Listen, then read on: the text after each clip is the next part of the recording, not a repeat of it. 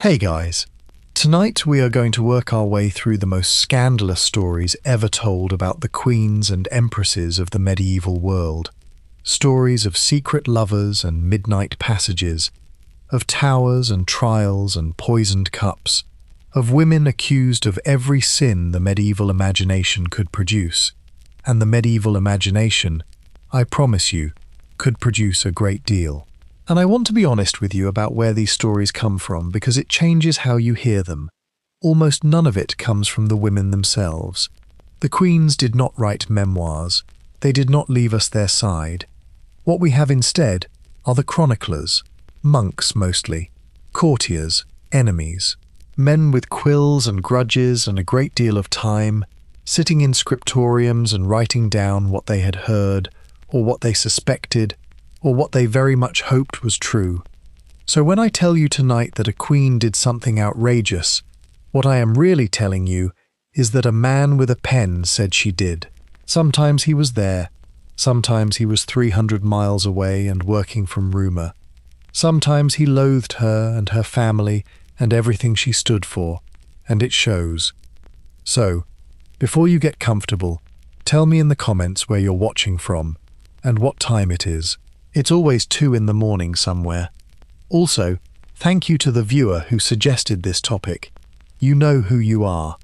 And if this channel helps you drift off, tap the like button and subscribe, but only if you genuinely enjoy what I do here. Now, dim those lights. Switch on a fan for some sweet background hum and get comfortable, because we are going back through the centuries, back through the long quiet dark, to a city on the water, and a woman who started with nothing, and the man who never forgave her for it. We begin, as so much of this begins, with a historian who hated somebody. His name was Procopius, and he lived in Constantinople in the 6th century, and by day he was the most respectable writer in the empire. He was the official historian.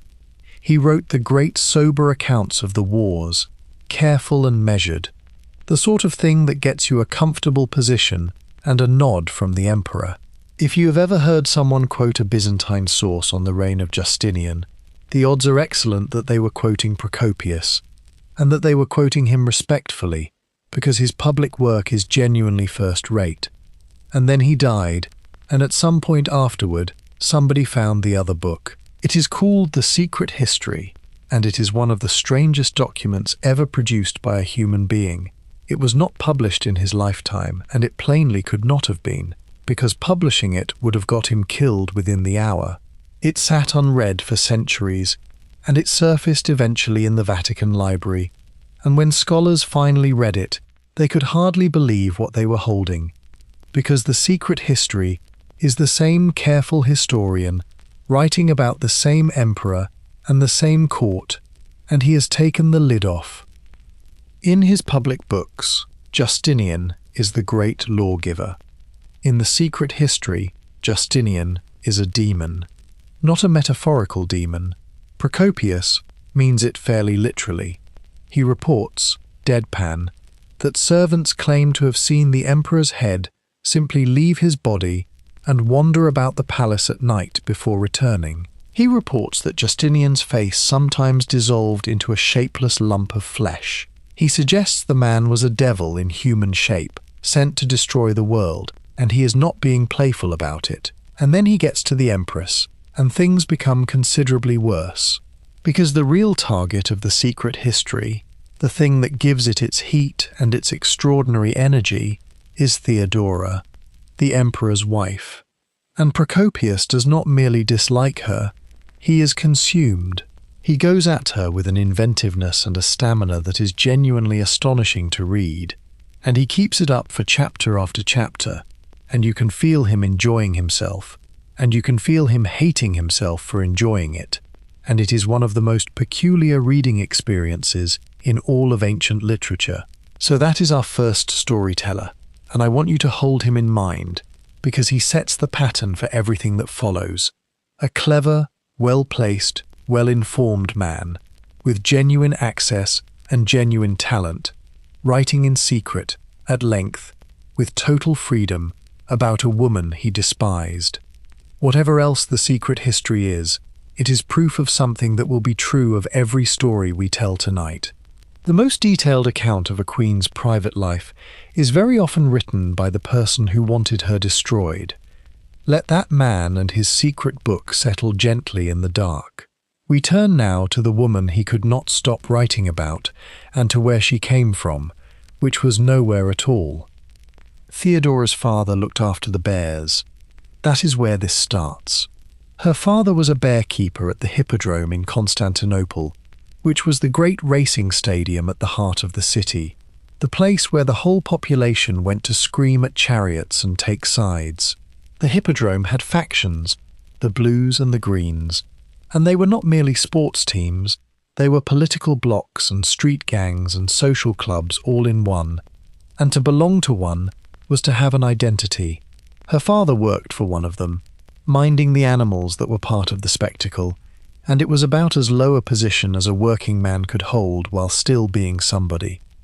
And then he died, and Theodora was very small, and her mother had 3 little girls and no income at all, and no husband, and no prospects, in a city that had no mercy for such a family. There is a story, and it is a good one, that the mother dressed the 3 girls in garlands and pushed them out into the arena in front of the whole crowd, to beg for the dead man's position to be given to their new stepfather, and that one faction jeered and the other took pity. Whether it happened exactly like that we cannot say, but something like it happened, and Theodora learned before she was 10 what it feels like to stand in front of thousands of people and beg, and to be laughed at by some of them. She went into the theatre because that is what girls in her position did. And I need to explain what the theatre meant, because it did not mean what it means to us. An actress in the late Roman world was not a respected artist. The word was very close to a slur. The profession was legally and socially disreputable to a degree that is hard to convey. So much so that Roman law barred men of high rank from marrying actresses at all, as a matter of statute. They were considered a separate and lesser kind of person. So Theodora grew up poor, fatherless, mocked, and in a profession that the respectable classes regarded as barely human. And then she married the Emperor of the Roman Empire. Justinian saw her and wanted her, and there was a law in his way, and so he simply had the law changed. His uncle was on the throne, and the statute forbidding a senator from marrying an actress was repealed, and Justinian married her, and when he came to the throne she was crowned beside him. The bear-keeper's daughter became the most powerful woman in the world, and she was not a decorative empress either. She sat in the councils, she held opinions and pressed them. She has a claim to being one of the most formidable political operators of the entire century. Now, hold that story in your mind, because it explains absolutely everything about the secret history. Procopius was a gentleman. He came from the respectable world, the world of position and education and inherited standing, and he had to bow to a woman from the Hippodrome. Every day of his career he had to enter a room and lower his head to the bear-keeper's daughter and call her Majesty and mean it. He never got over it, and when he finally sat down in private to write what he really thought, that is where he went first and hardest. Let that girl from the Hippodrome and the throne she climbed to settle gently in the dark. We turn now to what Procopius wrote about her, which is where our whole scandalous evening truly begins. I am going to handle this the way one handles a hot dish, which is with a cloth and at arm's length. The secret history accuses Theodora, at enormous length, of a career of almost incredible indecency before she came to the throne. Procopius says she was notorious throughout the city. He says she performed on stage in ways that scandalized even an audience that was extremely difficult to scandalize. He describes a particular routine involving trained geese that has been the delight and embarrassment of classicists for 400 years, and which I am absolutely not going to describe to you at bedtime, and which you are perfectly free to look up in the morning if you must. He claims she was insatiable. He claims she boasted about it. He claims she complained, in public, about the limitations of the human body, which is a line so outrageous that scholars have spent centuries arguing about whether he could possibly have heard it, or whether he simply thought of it in the bath and could not bear to leave it out. He goes into detail that is genuinely pornographic, and this is why, for hundreds of years, English editions of The Secret History would run along perfectly happily in English, and then, at certain paragraphs, silently drop into Latin. The translators simply could not bring themselves to do it. If you find an old edition on a library shelf, you can still see it happening. The English stops. The Latin starts. The Latin goes on for a while. The English resumes, looking innocent. And then, having established all that, he turns to her time as Empress and accuses her of everything else: cruelty, vindictiveness, ruining her enemies for sport, making people disappear, manipulating Justinian entirely, running the empire from behind him, being the true source of every calamity of the age. He blames her for essentially all of it. Now, here is what I find genuinely fascinating about this, and it is not the geese. It is the shape of the attack. Look at what he chose. He was a talented, well-informed man with real access to the court, and he clearly had genuine grievances about how the empire was run. And if he had wanted to write a devastating account of Theodora's political failures, he was extremely well placed to do it.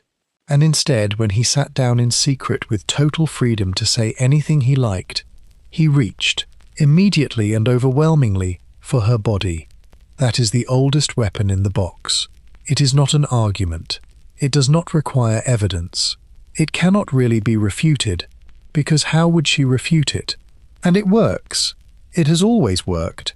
On a powerful woman in a way it simply does not on a powerful man. Justinian gets accused of being a literal demon whose head detaches, which is such an extraordinary claim that it slides off him and is remembered as a curiosity. Theodora gets accused of promiscuity, and 1500 years later, it is still the first thing most people know about her. He was a very clever man, Procopius. He knew exactly which of those two accusations would stick. Let that secret manuscript, and everything in it, settle gently in the dark. We turn now to the day the bearkeeper's daughter saved the empire, which Procopius also wrote down, and which rather complicates the picture. Here is the thing that makes Theodora so interesting, and it comes from the same pen. In the year 532, the city exploded. It began, as these things do, at the races with the two great factions of the hippodrome, and it turned into a riot, and the riot turned into a full uprising against the emperor. They called it the Nika Revolt, after the word the crowd was chanting, which meant conquer. Half of Constantinople went up in flames.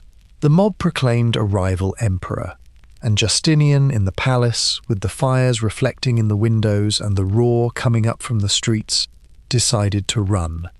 The ships were ready at the harbour steps. The treasure was loaded. The plan was to flee across the water, save their lives, and give up the throne. And the council agreed. This was, in fairness, an entirely sensible plan, because emperors who stayed in these situations tended to be torn apart. And then Theodora spoke. The speech is recorded by Procopius himself, in his public history, which is its own delicious irony. She said, in effect, that whether or not it was right to flee, she would not do it. She said that she agreed with the old saying that the imperial purple makes a fine burial shroud. She said that if he wished to save himself, he could. There were the ships, there was the sea, there was the money, but as for her, she was staying, and the room turned. The emperor stayed, the generals rallied, and the revolt was crushed, and Justinian sat on that throne for another 33 years, and rebuilt the burned city, and put up Hagia Sophia in the ashes, and it is still standing tonight, and it would not be there if the bearkeeper's daughter had not been the bravest person in that room. Now hold both things in your hand at once, because this is the whole puzzle of the medieval queen in a single life. Procopius, the same man, wrote both. He wrote the secret history, in which she is a monster of depravity who destroyed the world. And he wrote the public history, in which she stands up in a burning city when every man present has already given up, and says the purple is a good shroud and saves an empire. And there is a third thing, which is not a story at all, and which is in some ways the most damning of the lot, because it is not a matter of opinion, it is in the law books, because Theodora legislated, and when you look at what she pushed for, a pattern comes out of it so clear that it is almost embarrassing. She went after the trade in girls, the men who bought poor children from desperate parents in the provinces and brought them to the capital to be used. She had them prosecuted. She had laws passed against it. She is credited with establishing a house on the far side of the Bosphorus where women taken out of that trade could go and live, at imperial expense. She strengthened the position of women in divorce, and in property, and in the guardianship of their own children. She made it harder for a man to destroy a woman and walk away. Nobody made her do any of that. It won her nothing politically.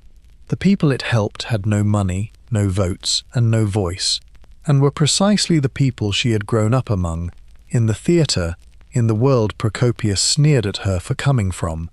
She got to the very top, and then she reached back down. You cannot have all three, or rather, you can, but only if you accept something slightly uncomfortable, which is that the man was not describing a woman at all. He was describing his feelings about a woman, and his feelings were complicated, and one of them was rage, and another, whether he ever admitted it to himself, was probably something quite close to awe. Let that burning city, and the woman who would not run, settle gently in the dark. We turn now away from Constantinople and westward into the forests of Gaul, where two queens are about to spend 40 years trying to destroy each other, and where the chroniclers had an even better time. The Merovingians were the ruling family of the Franks, and if you have never heard of them, you are in for a treat, because they were completely out of control. They ruled what is now France, and a good deal of Germany, in the centuries after Rome came apart, and their family history reads like a soap opera written by somebody who has been told that soap operas need more murder. The kingdom was divided and redivided among brothers who loathed each other. Everybody married everybody's widow, and in the middle of the 6th century, into this arrangement walked two women who would fight a private war for 40 years and take the whole kingdom down with them. The first was Fredegund. She began, according to the chroniclers, as a servant, some say a slave. She was in the household of King Chilperic, and she was, by every account, beautiful and quick, and absolutely without fear, and she caught the king's eye, and became his mistress. The problem was that Chilperic then decided to marry properly. His brother had made a splendid match with a Visigothic princess from Spain, and Chilperic wanted one too, so he sent for the princess's sister. Her name was Galswintha, and she came north with a great dowry, and she married the king, and she found Fredegund still very much in the house. And then Galswintha was found strangled in her bed. Chilperic mourned for a few days, which the chroniclers note with a certain dryness, and then married Fredegund. The servant girl became queen, and in Spain, and then in the neighbouring Frankish kingdom, the murdered woman's sister heard the news. Her name was Brunhilda. She was the queen of the neighbouring kingdom, married to Chilperic's brother, and she was a princess of the Visigoths, educated, formidable, and entirely convinced that her sister had been murdered by the woman who was now sitting on the throne next to her sister's husband. She was almost certainly right, and so it began. Two queens in two adjoining kingdoms, one a princess and one a servant, one avenging a murdered sister and one defending a stolen crown, and neither of them prepared to die first. It would run for 4 decades. It would kill kings, princes, bishops, and armies. It would end with one of them destroying the other, in a way so infamous that people still wince at it 14 centuries later. And every step of it was written down by a bishop named Gregory of Tours, who knew both women personally, who was frightened of one and possibly rather fond of the other, and who could not have been more delighted with his material. Let those two queens, and the 40-year war they are about to start, settle gently in the dark. We turn now to Fredegund, and to the astonishing list of things the chroniclers say she did. Gregory of Tours was a bishop, and he wrote the history of the Franks, and he had met Fredegund, and you can feel his hand shaking slightly on the page. The list of things he lays at her door is remarkable. She is supposed to have arranged the killing of her rival in the bed we have already visited. She is supposed to have arranged the murder of her husband's son by an earlier marriage, and then of another son, and then of a bishop who annoyed her. She is credited with sending 2 assassins to kill Brunhilde's husband, King Sigebert, at the very moment he was being raised on a shield and proclaimed victorious, which, if true, is one of the most theatrically timed assassinations in European history. The killers stabbed him with poisoned blades. He died on the shield. The war was on. The stories keep coming. There is a bishop she disliked, murdered at the altar. There are clerics sent to Brunhilde's court with concealed knives and instructions. There is the tale of the daughter, in which Fredegund and her own child are quarrelling over a chest of jewellery, and Fredegund invites the girl to lean in and look at the treasure, and then drops the lid of the chest on her neck and leans on it, and only the screaming of the servant stops her. There is the story of the whipping she gave that same daughter. There is the scene, and I do not know whether to believe a word of it, but I love it, in which she is at a christening and hears something she does not like, and simply has the man responsible arrested and executed before the service is finished. And there is her death, which is the most extraordinary detail of all. She died in bed, peacefully, of natural causes, in her own home, an old woman, undefeated, having outlived nearly everyone who ever tried to stop her, and having secured the throne for her son. She won. That is the part the chroniclers could not forgive.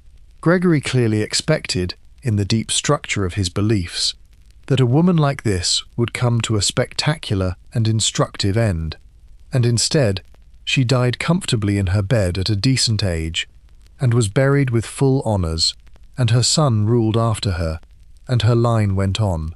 Whatever the moral arithmetic of the 6th century was supposed to be, Fredegund broke it. Now, is any of this true? Some of it, certainly. She was undoubtedly ruthless, and undoubtedly powerful, and the assassination of Sigebert is about as well attested as anything in the period. But you can also feel the pen accelerating. The stories get better as they go, the way stories do at a good dinner party. And underneath it all is that fact the chroniclers could never quite say out loud, which is that Fredegund had begun as a servant and ended as the mother of a king, and that the entire aristocratic order of the Frankish world found that unbearable and needed her to be a monster, because the alternative was to admit that a servant girl had simply been cleverer than all of them. Let that queen and her long list settle gently in the dark.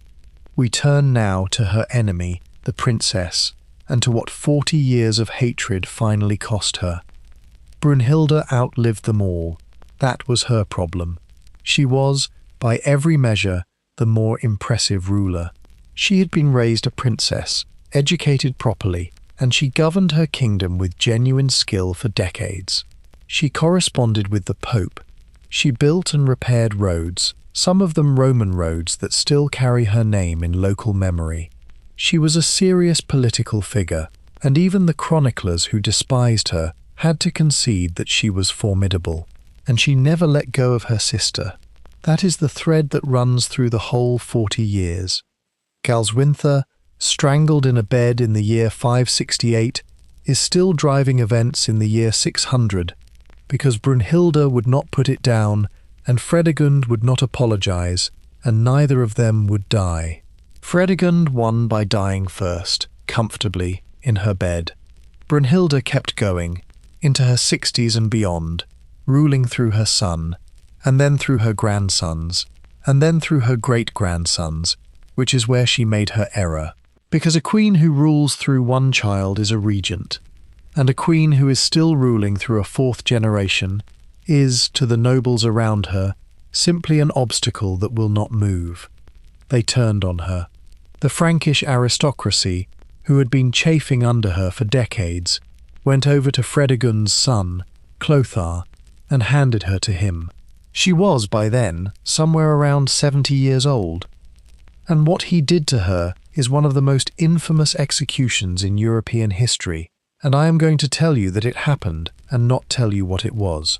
She was subjected to a public spectacle over several days, and then killed in a manner involving horses, and it was designed to be as humiliating and as memorable as possible, and it was carried out on a woman who had ruled for 40 years and was old enough to be the king's grandmother. That is all. That is as far as we go. The details are in the books if you want them, and they will not improve your sleep.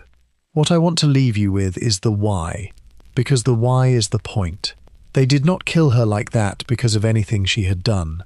Kings did terrible things constantly in that century, and were generally killed cleanly if they were killed at all. They did it like that because she was an old woman who had held power too long, and because the spectacle was the message. The manner of her death was a statement, addressed to everybody watching, about what happens to a woman who does not step aside. And Clothar, Fredegund's son, sat on the throne of a reunited Frankish kingdom, and the 40-year war between the servant and the princess was finally over, and the servant had won it from beyond the grave. Let that long war and its end settle gently in the dark. We turn now forward a few centuries, and to a queen accused of the one thing that could ruin a dynasty. In the 9th century there was an empress called Judith of Bavaria, and her story shows you the machine working at its purest.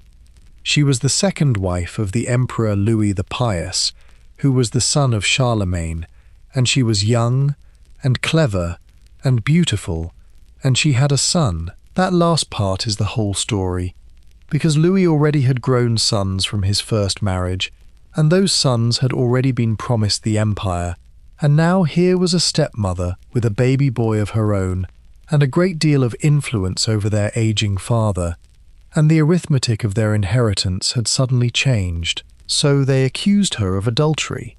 The man named was Bernard of Septimania, a nobleman close to the emperor, and the accusation was that Judith and Bernard were lovers, and that Bernard was effectively running the empire through her, and, in the most poisonous version, that the little boy might not be the emperor's at all. Look at what that accusation does. It is not just a slur, it is a legal and political weapon of extraordinary precision. If the queen is unfaithful, the child's paternity is in doubt. If the child's paternity is in doubt, his claim collapses. If his claim collapses, the older sons get everything back. The accusation does not need to be proved. It only needs to be made loudly enough and often enough that the doubt becomes permanent. They forced her into a convent. They forced the emperor to do public penance. And Judith, to her enormous credit, fought back, and she fought back on their terms, and she won. She was brought before an assembly, and she offered to clear herself by oath, in the proper legal form, and no one came forward to contradict her, and she was restored. Twice, in fact, because they did it to her more than once, and twice she got up, and twice she went back to the palace. And her son, the one whose paternity they had tried to poison, grew up and became Charles the Bald, and got his kingdom, and that kingdom eventually became France. So she won that one too, from beyond the grave, in the way that mothers sometimes do. But the rumour never quite died. It never does. 1200 years later, if you look Judith up, the affair with Bernard will be in the second paragraph, presented with a cautious maybe, and the caution will not help, because the maybe is the whole point. The maybe is what they were manufacturing. They did not need her convicted. They needed her permanently, faintly, forever suspected, and in that, if in nothing else, they succeeded completely. Let that empress and her enemies settle gently in the dark. We turn now to the north, where the sagas were doing exactly the same work, and doing it with rather more imagination. The Norse had their own chroniclers, except that they were not monks with quills, they were poets and saga writers, and they were working in a tradition that valued a good story far above a true one. And they produced, out of this, one of the great villainesses of the medieval North. Her name was Gunhild, and she was the wife of Eirik Bloodaxe, King of Norway, and if you take the sagas at their word, she was a figure of pure malevolence. They say she was not really Norwegian at all, but had been taken north as a girl and left with 2 Sami sorcerers to be taught magic, and that she learned everything they had to teach and then arranged their deaths and walked out. They call her Mother of Kings because she had a great many sons and pushed every one of them toward a throne. They say she used sorcery constantly, that she could raise storms at sea, that she could change her shape, that she sent spells against her enemies across great distances. They say she seduced men in order to ruin them, and that she cursed the poet Egil Skallagrimsson, one of the great heroes of the sagas, and hounded him for decades. And the interesting thing, the thing that makes her worth a few minutes tonight, is that the historians who look at her now are fairly confident that most of this is invention, and that some of it may not even be about a single person. The sagas were written down 2 and 3 centuries after she lived, by Icelanders whose ancestors had largely left Norway to get away from exactly the kings she was married to and mothered.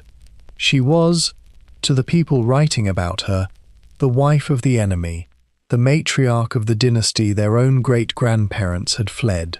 So she got the full treatment: foreign, sorceress, seductress, manipulator of weak kings, every accusation in the catalogue, and then the Norse speciality on top, which was actual magic, which is precisely what happened, in a different language and a different faith, to Bertrada and to Eleanor Cobham and to 100 other women.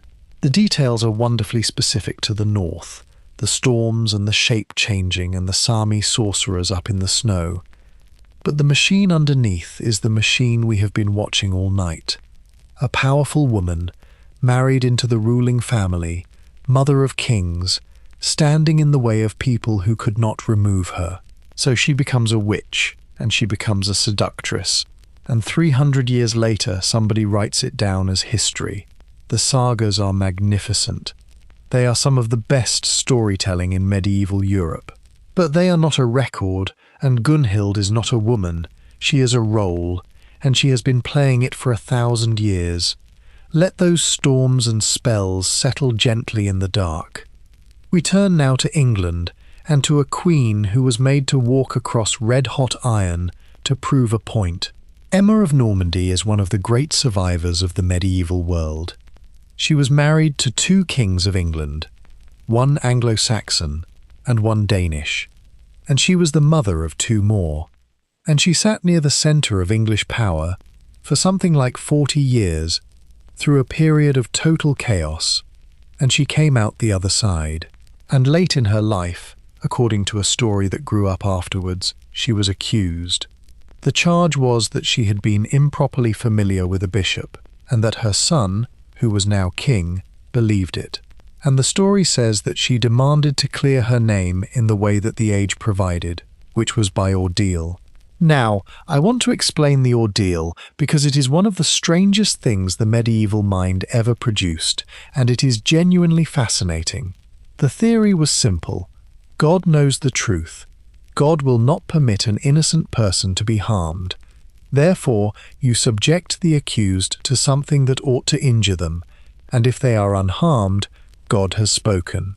In practice, this meant carrying a red-hot iron bar a set distance, or plunging a hand into boiling water, and then having the wound bound up and inspected some days later to see whether it had festered or healed cleanly. And the version of the ordeal in Emma's story is the most theatrical of the lot. She was to walk barefoot across 9 red-hot ploughshares laid out on the floor of the cathedral at Winchester, in front of the whole court. The story says she prayed, and then she walked, and then she asked, "When will the ordeal begin?" And they told her that she had already crossed all 9 and had not felt a thing. Now, this almost certainly did not happen. It appears in accounts written considerably later, and it has the smooth, polished shape of a story that has been improved in the telling, and historians treat it as legend rather than record. But I love that it exists, and I love what it is for, because look at the shape of it. A queen is accused of unchastity. The accusation cannot be disproved by evidence, because that sort of accusation never can. So the story reaches past evidence entirely and goes straight to the highest court there is, and has God himself deliver the verdict, publicly, in front of everybody, by declining to burn her feet. That is a wish.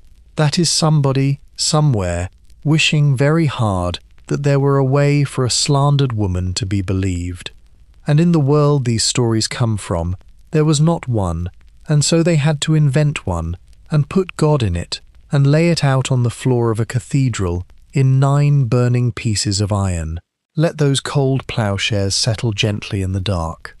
We turn now back east to Constantinople, and to an empress who was still causing scandal in her 70s. Zoe of Byzantium is a delight, and she is a rare case, because for once the scandalous stories were mostly true, and she did not care in the slightest. She was born into the imperial family, and she was kept, as imperial daughters often were, in the palace and out of the way, and she did not marry until she was around 50 years old. 50, half a century in the women's quarters, waiting while the empire happened elsewhere. And then her father died, and there was no male heir, and suddenly the entire legitimacy of the Byzantine throne ran through Zoe, and Zoe was very ready to live. She married 3 times, and she made every one of them emperor. The first was an elderly official who was hurried into the marriage and onto the throne, and who then, according to the chronicler Michael Psellos, spent his reign being extremely dull and was eventually found dead in his bath. There was a good deal of talk about that bath. The talk was largely about the fact that Zoe had, by then, taken up with a young man named Michael, and that Michael became emperor with remarkable speed after the bath, and that the whole thing had a certain tidiness to it that people found suggestive. The second husband, that same young Michael, turned out to be far less charming once crowned, and shut her away, and then died of illness. His nephew tried to remove her permanently and pack her off to a convent, and the city rose in fury on her behalf, because whatever the court thought of Zoe, the people of Constantinople regarded her as the rightful line, and they tore the usurper down. She was brought back in triumph, an old woman carried into the palace on the shoulders of a revolution. And then she married a 3rd time, in her 60s, to a man everybody knew had a long-standing mistress. And rather than making a scene about it, Zoe simply had the mistress installed at court and gave her a title, and the 3 of them proceeded to be a sort of imperial arrangement that scandalized the chroniclers and appeared to suit everyone involved perfectly well. Psellos, who knew her, is wonderfully catty about all this, and also cannot help liking her. He tells us she spent enormous sums on perfumes, that her private rooms were kept as hot as a furnace all year round for the manufacture of scents, that she gave money away recklessly, and that she looked remarkably good for her age, which he attributes, with a straight face, to the perfumes. Here is what I love about Zoe. She got out at 50 years of nothing, and then 20 years of doing precisely as she pleased at the head of the greatest empire in Christendom, marrying whom she liked, elevating whom she liked, being adored by a city that rioted to protect her, and dying in her 70s still on the throne. The chroniclers tutted. She simply did not care. It is the only story tonight where the woman gets to enjoy the scandal. Let that hot perfumed palace settle gently in the dark. We turn now to France, and to a queen who was stolen from one husband by another, and who then held on through an actual papal thunderbolt. Bertrada of Montfort was married to the Count of Anjou, and then the King of France saw her and decided he would rather like her instead. The king was Philip I, and he already had a wife, a Dutch princess named Bertha, whom he had put aside on the grounds that she had grown too fat, which is the actual stated reason and tells you a great deal about Philip. And Bertrada was married to Count Fulk of Anjou, who was by all accounts a difficult and violent man. And in the year 1092 the king and the countess simply left with each other. Whether she was carried off or went willingly is one of those questions the chroniclers could not agree on, and clearly relished not agreeing on. Some say abduction, some say elopement. Given the husband she was leaving, and the crown she was gaining, one can construct a fairly persuasive theory. And then they married, both of them already married, both spouses still alive, the King of France and the Countess of Anjou standing up in front of a bishop and being wed while their existing husband and wife were, as it were, still in the building. The church went off like a bomb. This was bigamy at the very top of Christendom, in public, unapologized for, and the papacy could not let it pass. Philip was excommunicated, not once, quietly, but repeatedly, over years. He was cut off from the sacraments. And in the most extraordinary escalation, an interdict was laid, which meant that wherever the king went, the church services stopped. Bells fell silent. The Mass was not said. He travelled through his own kingdom, and the churches closed as he approached, like shutters coming down, and opened again after he had passed. Imagine that. The king rides into a town, and the bells do not ring. Every person in that town knows why, and every person knows it is because of the woman riding beside him. That is not a punishment aimed at Philip. That is a punishment aimed at Bertrada, delivered in front of the entire kingdom, over and over, for years. And they stayed together anyway. That is the thing. Through all of it, the excommunications, the interdicts, the silent bells, the years of it, they simply refused to separate. Philip eventually made a formal gesture of submission because he had to, and then went straight back to her, and they were together until he died. She is supposed to have been at his side at the end, and after his death she went into a convent, of her own choosing, and lived quietly, and died there. The chroniclers, needless to say, decided she was a witch. That is the standard explanation whenever a medieval man makes a fool of himself over a woman, and they applied it here with enthusiasm. She had enchanted him. She had used potions. There was no other way to explain a king giving up the sacraments of his own religion. In an age when people believed in hell quite literally for a countess from Montfort, or of course, he simply preferred her. But that would not have made nearly as good a chronicle. Let those silent bells settle gently in the dark. We turn now to the Holy Land, to a queen who ruled Jerusalem, and to the rebellion that began with a rumour. Melisende was Queen of Jerusalem in her own right, and she is one of the most impressive rulers of the 12th century, and hardly anybody has heard of her. Her father was the king of Jerusalem, and had no sons, and so he did something unusual. He made her his heir, openly, and he arranged her marriage to a French count named Fulk of Anjou, on the explicit understanding that they would rule together, and he had them crowned together, and to make absolutely certain, on his deathbed he named Melisende and her infant son as co-rulers alongside her husband. He was building a fence around her, because he knew exactly what would happen otherwise. It did not work, of course. Fulk got the crown, and then set about pushing her out, filling the court with his own men from Anjou, and freezing her out of the government, which was precisely what her father had spent his last breath trying to prevent. And then, in 1134, someone accused her of adultery. The man named was Hugh, Count of Jaffa, who was her cousin, and who was also the most prominent nobleman opposing Fulk's takeover. And that is the whole thing in one sentence, really. The Queen's principal political ally was accused of being the Queen's lover, and the accusation came from the faction that wanted them both gone. It exploded into an actual civil war.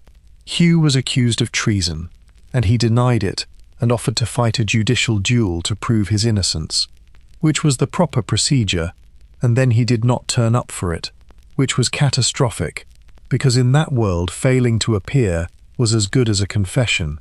He was condemned. And then, while he was waiting to leave for exile, sitting in the street in Jerusalem playing dice, a knight walked up and stabbed him. And here is where it turns, and where Melisende shows you what she was made of. The city was convinced the king had ordered it, and Melisende, publicly and furiously, made it a crisis. The would-be assassin was tried and mutilated, and the king was forced to endure an investigation that came within an inch of him. And after that, Fulk was finished. The chronicler William of Tyre, who is our main source, says plainly that from that point on, the king did not attempt to take any action, even in trivial matters, without her knowledge. He had tried to push her out with an accusation of adultery, and she had turned it round and taken the government off him entirely, and she ruled Jerusalem for the next 20 years, through his death and through her own son's minority, and she was extremely good at it. And notice, one last time, the reflex. A queen has a political ally. The ally is inconvenient. Therefore, they are lovers. It did not even work here, and they reached for it anyway, because it was the first thing anybody ever reached for, and it very nearly cost them the kingdom. Let that queen and her city settle gently in the dark. We turn now to the most famous queen in Europe, and to the rumour that has followed her for 800 years. Eleanor of Aquitaine was the greatest heiress in Europe, and she was Queen of France, and then Queen of England, and she was the mother of 2 kings, and she lived to be about 80 in a century, when that was nearly miraculous, and she is probably the most famous woman of the entire Middle Ages.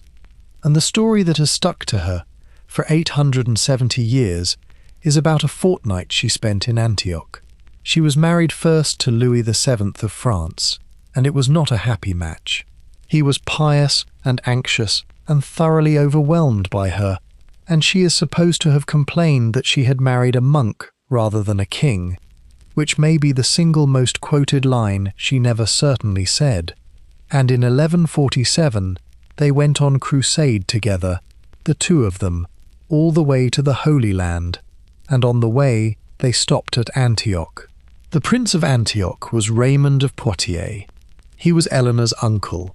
He was also only a few years older than her, handsome by every account, charming, and from her own country, speaking her own language, in a way that her husband's dour northern court never had.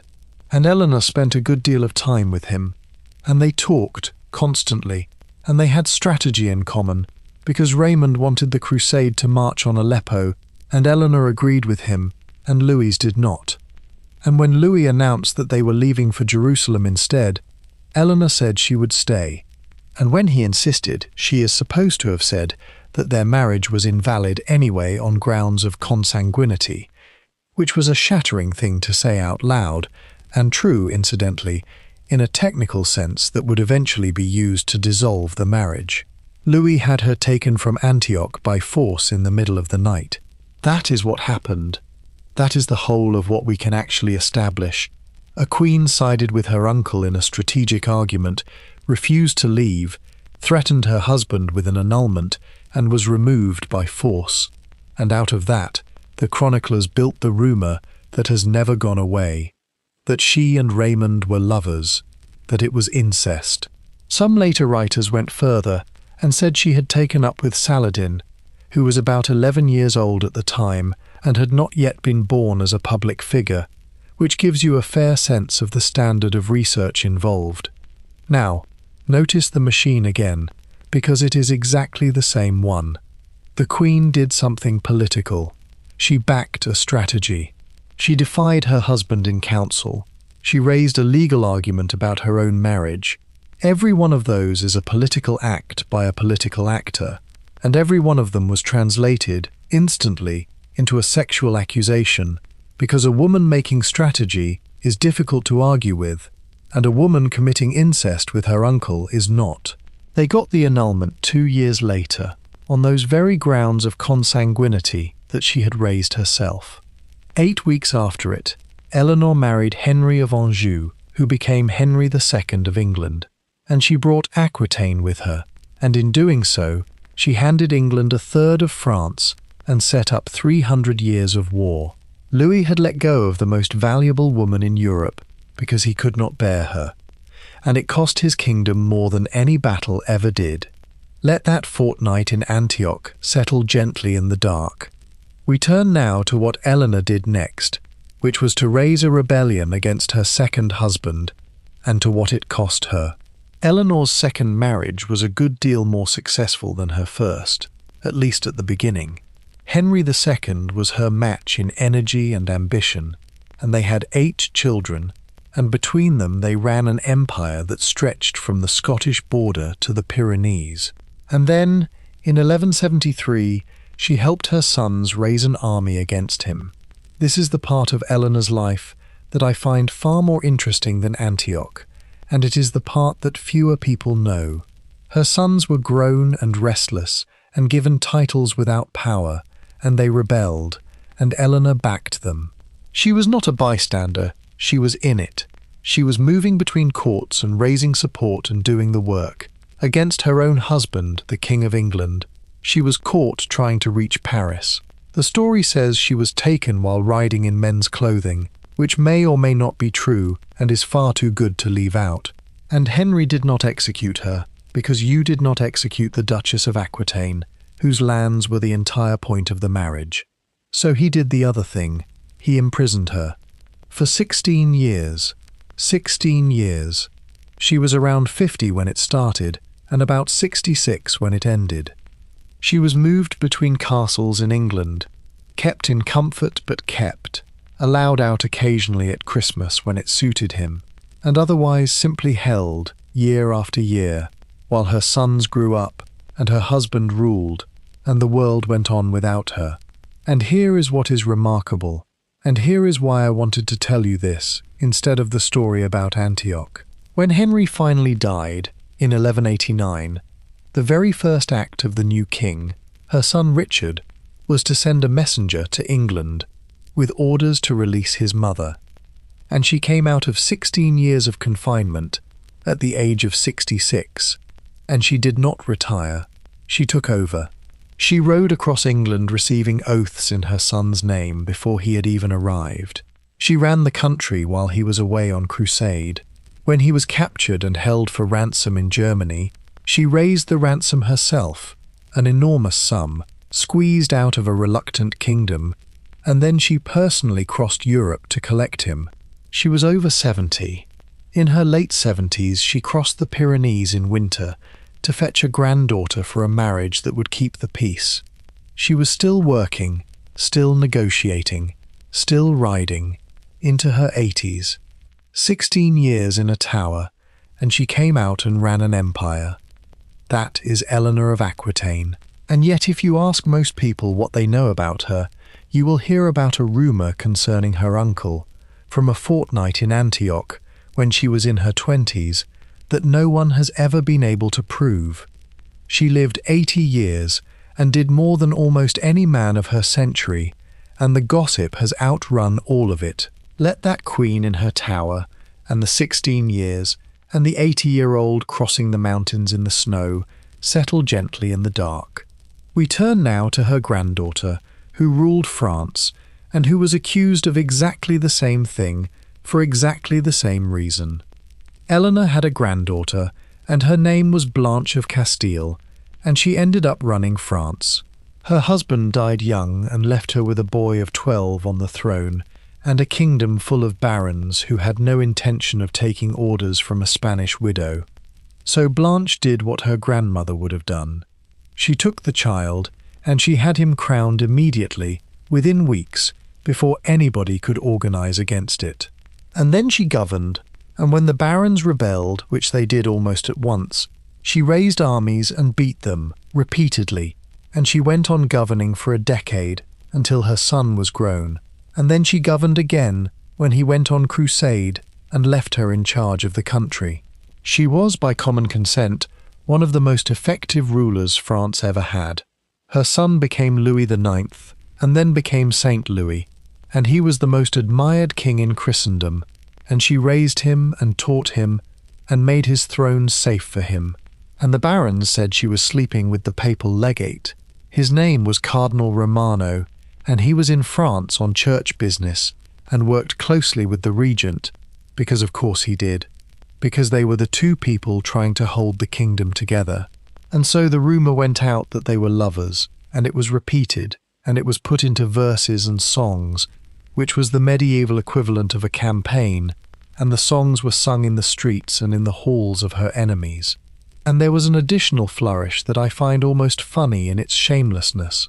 They said she was pregnant. That was the story, put about deliberately by the rebel barons, and it went around France, and it was extremely damaging, and it was completely fabricated.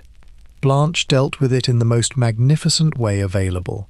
She is said to have appeared before the court and the assembled nobility, and effectively invited them to look at her and see for themselves that there was no pregnancy and never had been. Whether she did precisely that, in precisely that way, is one of those details that has been polished over the centuries. But something like it happened, and the accusation collapsed, and she went on ruling, and the barons went back to losing battles to her. And notice, once more, that it is the same machine, and by now you can predict every part of it. Woman holds real power. Woman cannot be removed by any lawful means, because she is the king's mother and the regent, and entirely legitimate. Therefore, go for the body. Therefore, invent an affair, and if an affair is not enough, invent a pregnancy, because a pregnancy is a fact that can be asserted, and a fact that everyone will discuss. It failed this time because she was clever, and because she was visibly, provably not pregnant, and because she had armies. But they tried it. They always tried it. It was the first thing they reached for, every single time, for 1,000 years, and it did not matter whether the woman was a bearkeeper's daughter or a Castilian princess who raised a saint. Let that cardinal and those songs settle gently in the dark. We turn now to Paris, to the year 1314, and to the greatest royal scandal in the history of France. Now this one, unusually, appears to have been real, and it destroyed a dynasty. King Philip IV of France had 3 sons, and each of them had a wife. Louis was married to Marguerite of Burgundy. Philip was married to Jeanne. Charles was married to Blanche, who was Jeanne's sister. 3 princes, 3 princesses, and the succession of France running neatly through them. The king also had a daughter. Her name was Isabella, and she had been married off to the King of England, and she is going to matter enormously in a few chapters, so remember her. The story goes that Isabella came to visit her family in Paris, and that she gave gifts to her brothers and their wives, and that among the gifts were embroidered purses, and that later, at another gathering, she saw those same purses hanging from the belts of 2 Norman knights, brothers, named Gautier and Philippe Donnet. And Isabella went to her father. What followed was the most spectacular collapse of a royal family that medieval France ever saw. The king had the knights watched and then arrested. They were interrogated, which in 1314 meant what it meant, and they confessed. They said that they had been conducting affairs with Marguerite and Blanche, and that the meetings had taken place in an old tower on the bank of the Seine called the Tour de Nesle, and they said that Jeanne, the 3rd wife, had known about it and had kept the secret. The king moved with terrible speed. The 2 knights were tried and executed, and the manner of it was as public and as brutal as the age could manage, and I am not going to describe it, and you will not miss anything by not hearing it. Marguerite and Blanche were tried before the French Parliament, convicted, and had their heads shaved. They were sent to a fortress called Château Gaillard, up on its rock above the Seine, and put in a cell underground, and left there. Marguerite died within a year or so. She may have died of the cold and the conditions which were said to be appalling. She may not have. Her husband had become King of France by then and needed to remarry rather urgently, and an inconvenient wife in a cell had a way of resolving itself, and a good many people at the time drew the obvious conclusion. Blanche stayed in that cell for around 10 years and was eventually let out to enter a convent and died soon after. Jeanne, the third one, the one accused only of knowing, was defended by her husband, who fought for her, and she was eventually cleared and released, and became Queen of France beside him. Let that tower on the river settle gently in the dark. We turn now to what the scandal did afterwards, which was to break the oldest royal line in Europe and start the longest war. Here is why the Tour de Nesle matters, and it is nothing to do with the scandal itself. Philip IV had 3 sons. That is a comfortable position for a dynasty. 3 sons meant the line was secure for generations. The Capetians had ruled France in an unbroken male line for over 300 years, father to son, without a break, which was an extraordinary run of luck by medieval standards, and in 1314 they looked untouchable. And then within 14 years they were extinct. The scandal is the first crack. Louis becomes king, and his marriage is in ruins, and his daughter's legitimacy is now under a permanent shadow because her mother has been convicted of adultery. Can a girl whose mother was found guilty inherit the throne of France? Nobody knows. Nobody has had to ask before. So when Louis dies young, the question becomes urgent, and the answer the French nobility arrives at is essentially no, and they hand the crown to his brother instead. And then that brother dies, and the next brother becomes king, and then he dies too. 3 kings in 14 years, and not one surviving son between them. The line that had run father to son for 3 centuries simply stopped, so the crown went sideways to a cousin, and the House of Valois took the throne. And that was when somebody in England looked at a map and a family tree and noticed something. Because Isabella, the sister, the one who had spotted the purses, was the daughter of Philip IV, and her son was Edward III of England, and by any straightforward reading of inheritance, a grandson through a daughter has a better claim than a cousin through a side branch. The French said no, and produced a legal doctrine to explain why the crown could not pass through a woman, and Edward, eventually, said that he did not accept that, and that is the 100 Years' War. That is where it comes from. It ran, on and off, for 116 years, and it killed a colossal number of people, and it produced Agincourt and Joan of Arc, and the ruin of half of France. And you can trace the thread of it, if you like, back to 2 embroidered purses hanging from the wrong belts, and a sister who noticed, and a father who was told. The chroniclers, of course, loved the scandal and thought the constitutional crisis was a footnote. They always do. But look at what really happened. 3 young women were accused. 2 of them were destroyed, 1 of them died in a cell, and the 3rd spent a decade underground. And the men involved were executed. And out of that wreckage, the oldest monarchy in Europe fell apart and dragged 2 nations into a century of war. That is the largest consequence any scandal in this entire episode ever had, and it started with a purse. Let that broken dynasty settle gently in the dark. We turn now to the sister who noticed. Because she went home to England, and what happened to her there is the most extraordinary story of the night. Isabella of France was married to Edward II of England when she was 12 years old, and it was not a success.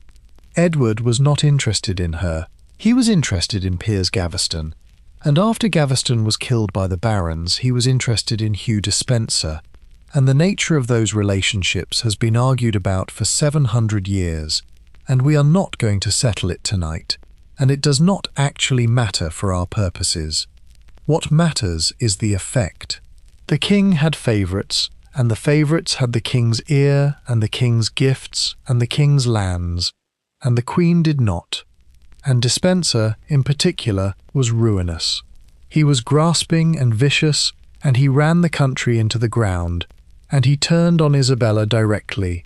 Her lands were taken, her income was cut, her children were removed from her care, her French servants were expelled.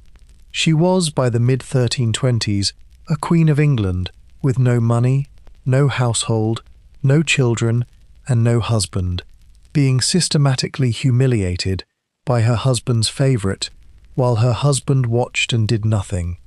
And then, in 1325, they made a mistake. They sent her to France. There was a diplomatic dispute to settle with her brother, who was now King of France, and Isabella was the obvious envoy, and so they let her go. And she went to Paris, and she did the diplomacy, and then she simply did not come back. She sent word that she would not return, while Despenser stood between her and her husband. She put on mourning clothes and declared herself a widow, because, she said, someone had come between her and her marriage and destroyed it. It is one of the great pieces of political theatre of the Middle Ages, and it was extremely effective, and the French court ate it up. And in Paris she met Roger Mortimer. Mortimer was an English baron who had rebelled against Despenser, been captured, been imprisoned in the Tower of London, and then escaped, which almost nobody ever did. He had drugged his guards and got out through a hole in the wall and across the Thames and over the sea to France, and he was in Paris, and he was furious, and he was extremely capable. And here, for once, we are not dealing with a rumour. Isabella and Mortimer became lovers, openly, at the French court, in a way that scandalized everybody, including her own brother, who eventually asked her to leave. They did not deny it, they did not hide it. It was, by every account, real. And then the two of them raised an army. Let that queen in her mourning clothes settle gently in the dark. We turn now to what she did with that army, which no queen in English history had ever done before, or has ever done since. In September 1326, Isabella of France landed in Suffolk with a small force of mercenaries and rebels, and set out to take the kingdom from her husband. It should not have worked. She had perhaps 1,500 men. Edward was the anointed king, with the treasury and the machinery of state and the whole weight of legitimacy behind him. It took her about 6 weeks, because nobody would fight for him. That is the astonishing thing. The country had had enough.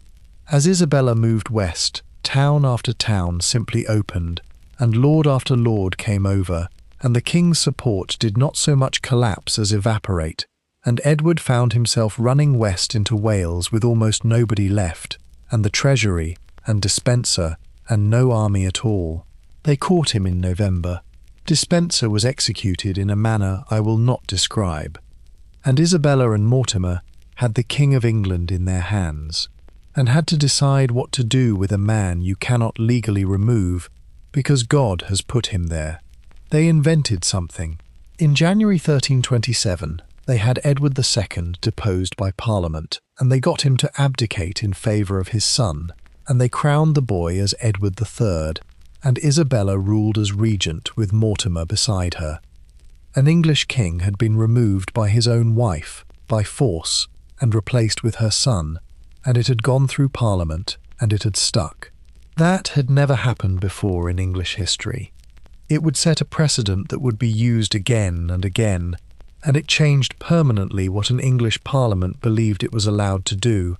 And in September, in a castle in Gloucestershire, Edward II died. The official story was natural causes.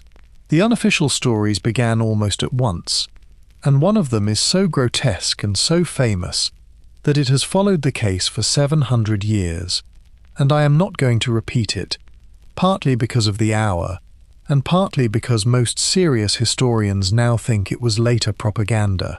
There is even a persistent theory that he did not die there at all and escaped abroad. Nobody knows. He went into that castle, and he did not come out, and his wife was running the country. For 3 years, Isabella and Mortimer ruled England. They were not especially good at it. They enriched themselves enormously, and Mortimer grew arrogant and grasping in exactly the way Despenser had. which is one of the sadder ironies of the whole story. And then, in 1330, the boy king turned 17 and decided he had had enough. He and a few companions came into Nottingham Castle at night through a secret passage and seized Mortimer in his chamber, and the story says that Isabella cried out through the door, "Fair son, have pity on gentle Mortimer." He did not. Mortimer was executed, and Isabella was retired, quietly and comfortably, to a long and wealthy old age, and she lived nearly 30 more years, and she was buried in her wedding cloak. She had invaded England, deposed a king, and ruled the country, and her son let her live out her days in comfort. Whatever else Edward III thought about it, he never forgot she was his mother. Let that captured castle settle gently in the dark. We turn now to Naples, and to a queen accused of the murder of her own husband. Joanna I of Naples inherited a kingdom at 17, and spent the rest of her life being accused of things. Her husband was Andrew of Hungary, and it was a political marriage, and it was miserable, and there was a great deal of tension about whether he would be crowned as king in his own right, or remain merely the queen's husband. And in September 1345, at a monastery at Aversa, Andrew was called out of his bedroom in the night, and strangled and thrown from a window. The whole of Europe assumed Joanna had done it. Andrew's brother, the King of Hungary, certainly did, and he invaded to avenge him, and Joanna had to flee her own kingdom. And here is where it becomes remarkable. She went to Avignon, where the Pope was, and she stood trial before him, in person, a young queen, accused of the murder of her husband, standing in front of the papal court and answering for herself. She conducted her own defense, and she was acquitted. The Pope declared her innocent, and she got her kingdom back, and she ruled Naples for another 30 years. Now, the acquittal is complicated because she sold the Pope the city of Avignon at a very favourable price at around the same time, and cynics have been pointing that out for 650 years, and they may have a point. But it is also true that she stood up and spoke for herself, and was reportedly rather good at it, which is more than most accused queens ever got the chance to do. She ruled for 3 decades, and the accusations never stopped. She was married 4 times, and every husband that died produced a fresh rumour.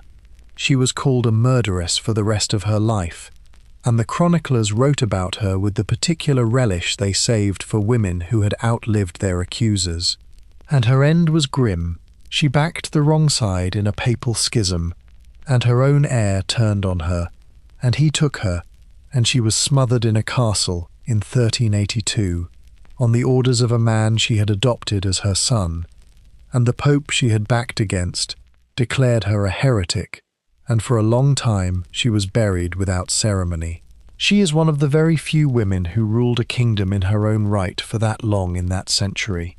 She held Naples for 30 years, in the middle of the wars and the plague and the schism, and she is remembered mostly as the woman who might have had her husband thrown out of a window. Let that queen and her trial settle gently in the dark. We turn now to France, and to a queen who was accused of the one thing that could disinherit a nation. Isabeau of Bavaria married Charles VI of France when she was about 15, and for 4 years it was a love match, and everybody said so, and then her husband lost his mind. That is the fact underneath everything else in her life, and it is worth stating plainly and gently. In 1392, Charles was riding through a forest and suffered some kind of episode, and he was never reliably well again. For the remaining 30 years of his reign he moved in and out of it. There were long stretches when he was entirely himself, and long stretches when he was not, when he did not know who he was, and did not recognize his own wife, and was frightened of her, and at times refused to let her near him. Now imagine being Isabeau. Your husband is the King of France. He is sometimes the man you married, and sometimes a stranger who does not know your name. and the kingdom does not stop needing to be governed while he is unwell. So somebody must govern it, and the two obvious candidates are his brother, Louis of Orléans, and his cousin, John of Burgundy, and those two men hate each other with a completeness that will eventually tear France in half. And you, the Queen, are in the middle, trying to hold a regency together for a husband who cannot help you and children who need protecting. So she did what she could, and she leaned at times on Louis of Orléans, because he was the king's own brother and the natural ally. And the Burgundians said she was sleeping with him. Of course they did. It is the same weapon. It is always the same weapon. And it worked so well that they escalated it and made the most devastating accusation available in the medieval world. They said the Dauphin was not the king's son. Think about what that does. If the heir to France is illegitimate, then the whole succession is void, and whoever is making the accusation gets to propose an alternative. It is not gossip. It is a constitutional weapon, aimed at the throne, and it is fired through the Queen's body, because that is the only place it can be fired from. And it stuck to her for 600 years.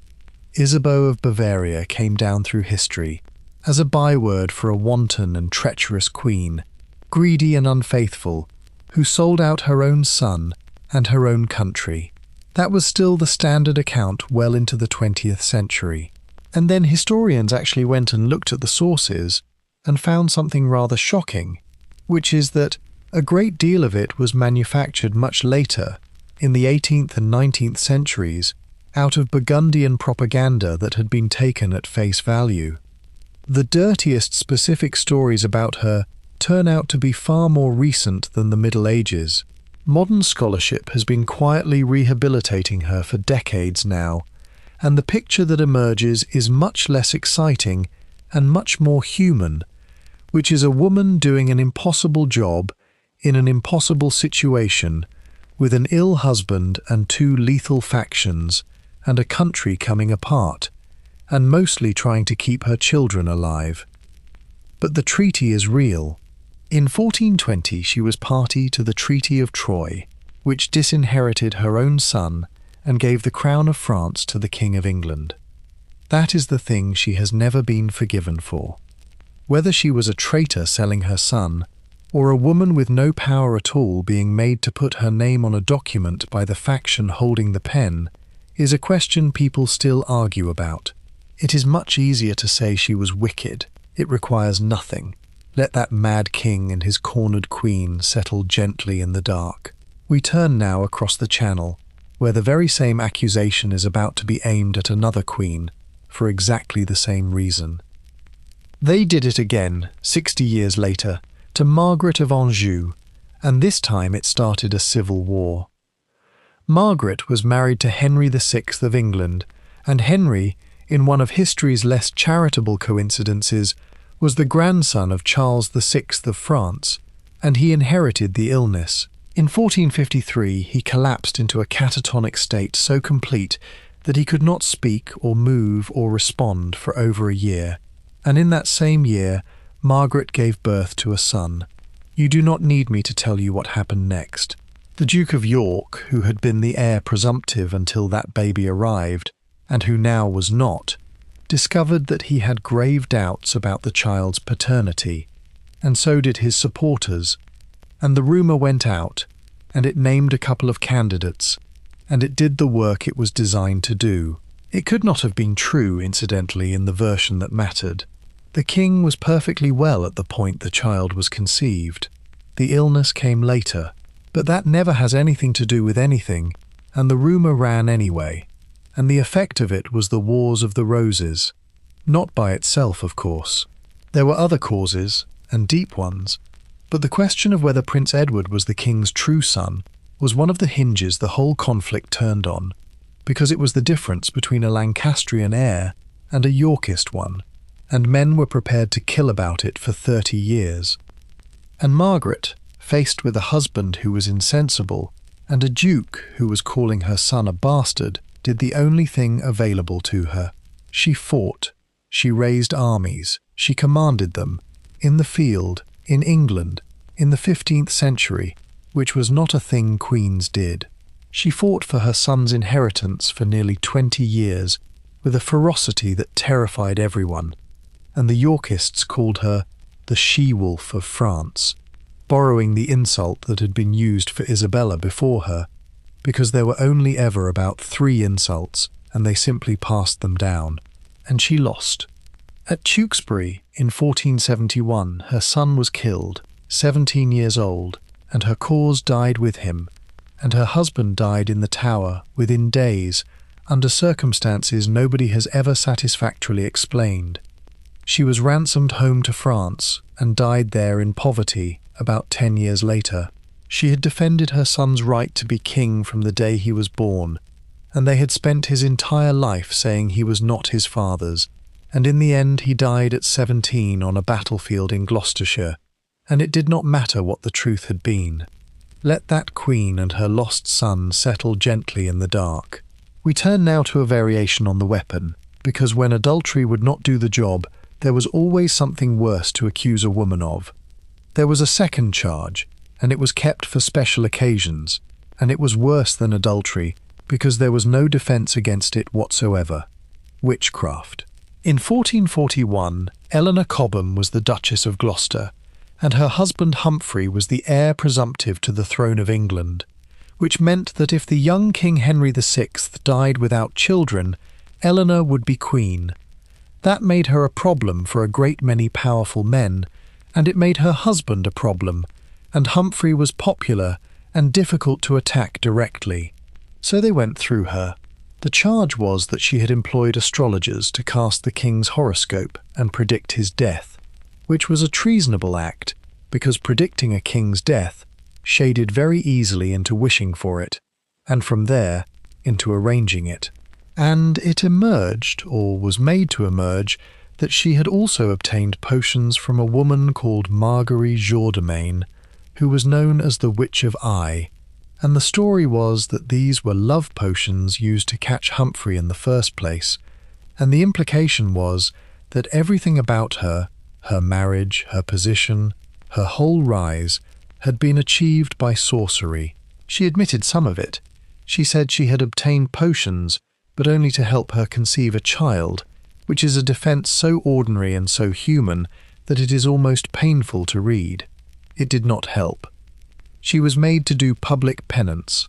She walked through the streets of London bareheaded, on 3 separate days carrying a lighted taper, in front of the entire city, and then she was imprisoned for the rest of her life. She died in a castle in Wales after 11 years of it. Her marriage was dissolved. Her husband's career never recovered, and he was dead within a few years, arrested and gone. Marguerite Jourdemain was burned. And look at what the accusation of witchcraft does that the accusation of adultery cannot. Adultery requires a lover, and a lover is a man, and a man can be produced or not produced, and there is at least in principle something to argue about. Witchcraft requires nothing. It is invisible by definition. The proof of it is that it worked. Why is this woman powerful? Sorcery. Why did a great man marry her? Potions. Why has she risen so far above her station? What other explanation could there possibly be?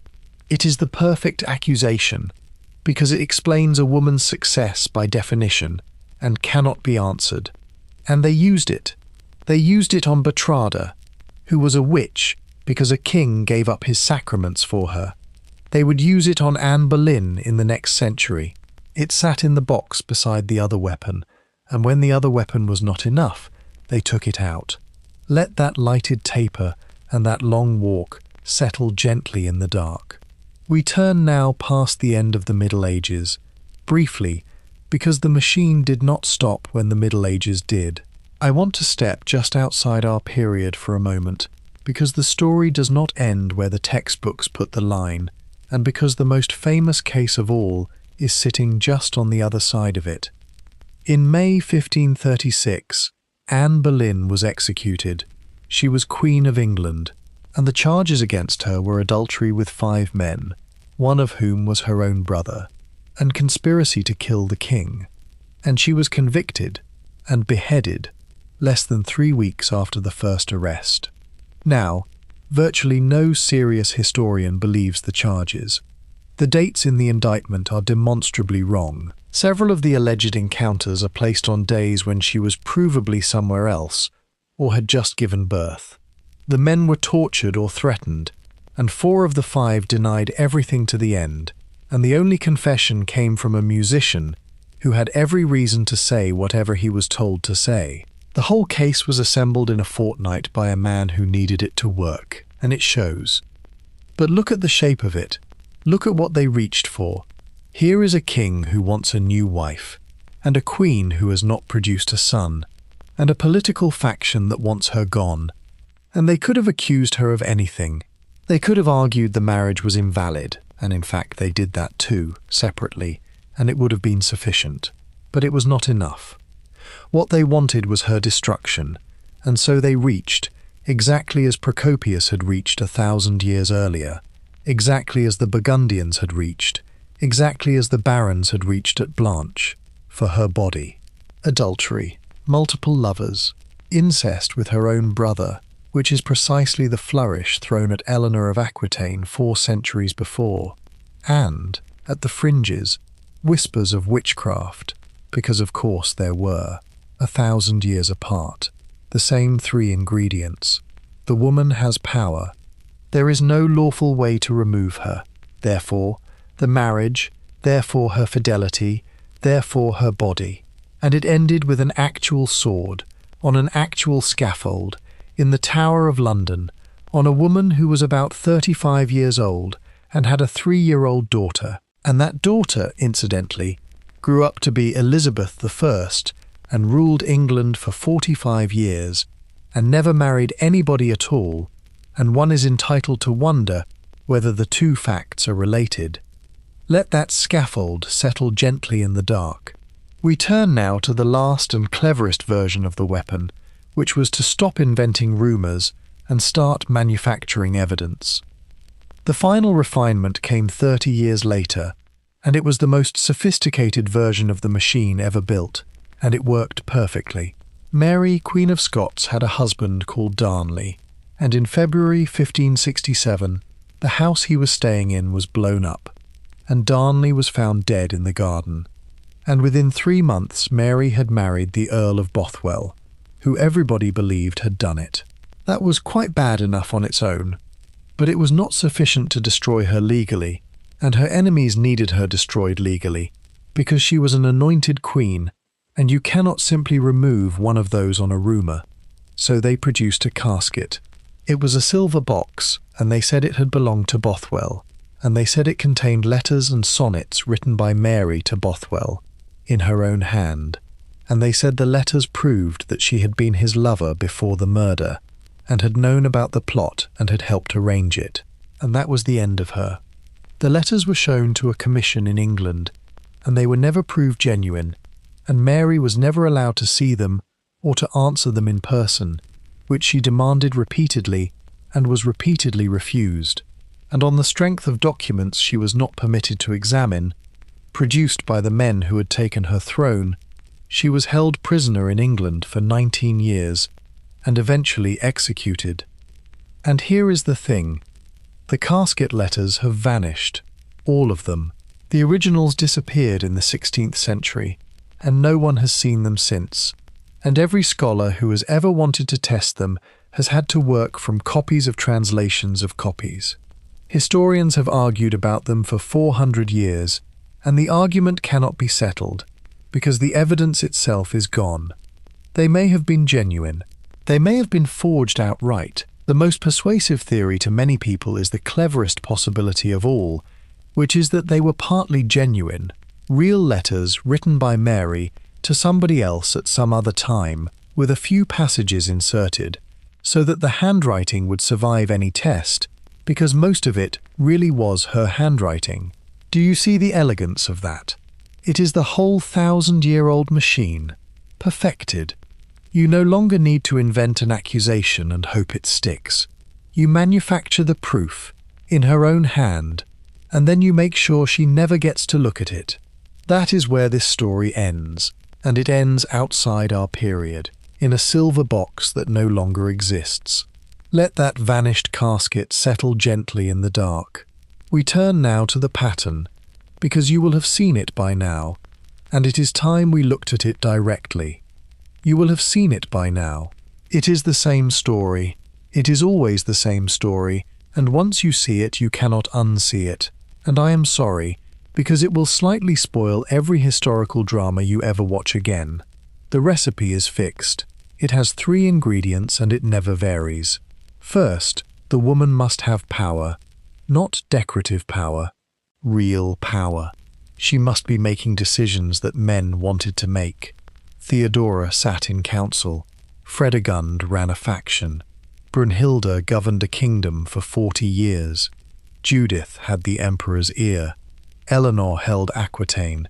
Isabella took a country. Isabeau held a regency. Margaret commanded armies. Every single woman we have talked about tonight was standing on ground that somebody else wanted. Second, there must be no legitimate way to remove her. This is the crucial one. A male rival can be beaten in battle, or outmaneuvered in council, or accused of treason, and there are procedures for all of it. But a queen is not a rival you can challenge. She is the king's wife, and her position comes from her marriage and her blood, and there is no lawful mechanism for a nobleman to simply take her out. She sits behind the throne, protected, and she cannot be got at by any of the normal means. So, third, you go for the marriage, because that is the one seam in the armor.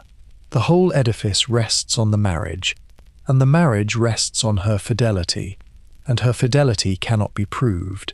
That is the beauty of it, from the point of view of the accuser. She cannot demonstrate a negative. She cannot produce a witness to something that did not happen. There is no defense, and there was never meant to be one. The accusation is not designed to be tested. It is designed to be unanswerable. And the payload, the thing the whole weapon is built to deliver, is doubt about the children. That is what it is all for. Judith's son, Isabeau's dauphin, Margaret's prince, Marguerite's daughter, whose claim died with her mother's conviction. If the queen is unfaithful, then the heir might not be the king's, and if the heir might not be the king's, then the succession is open, and if the succession is open, then the men making the accusation have a path to the throne. That is the machine. It is not about sex at all. It never was. It is about inheritance, and the accusation of unchastity is simply the most efficient tool ever devised for interfering with an inheritance. Because it is cheap, it requires no evidence, it cannot be disproved, and it does the damage even when nobody believes it. The doubt alone is sufficient. The doubt is the product. And it worked. That is the sad part. It worked every single time for 1,000 years on the most powerful women in Europe, and the chroniclers wrote it all down, and we are still repeating it tonight, in the dark, 1,500 years later, which means, I suppose, that it is still working. Let that old machine settle gently in the dark. We turn now to the men who operated it, and to the strange fact that most of them were monks. Here is a thing that is easy to miss, and it changes how you read everything. Nearly every word we have tonight was written by a celibate man. Think about that for a moment.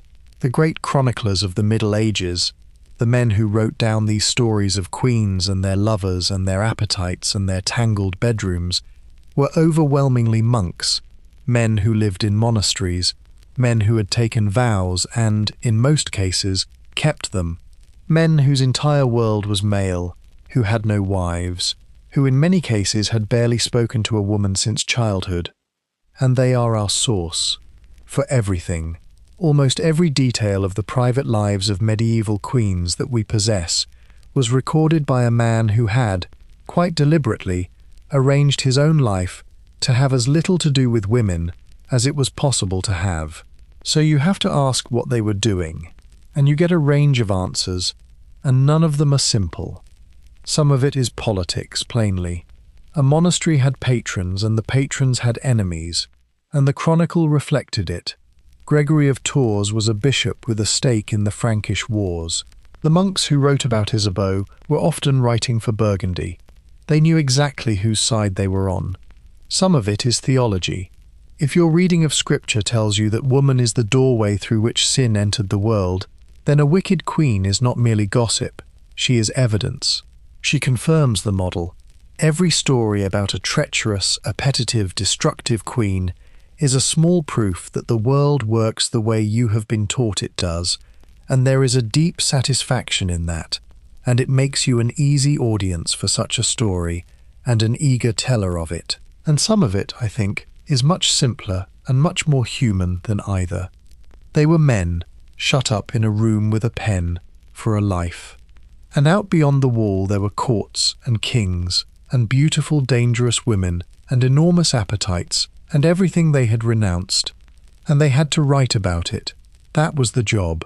Somebody had to record the reign, and it was them. I do not think you can read the secret history, with its extraordinary energy, its fixation, its inability to leave the subject alone, without noticing that Procopius is enjoying himself, and that the enjoyment is doing something to him. He goes back to it and back to it. He piles it higher.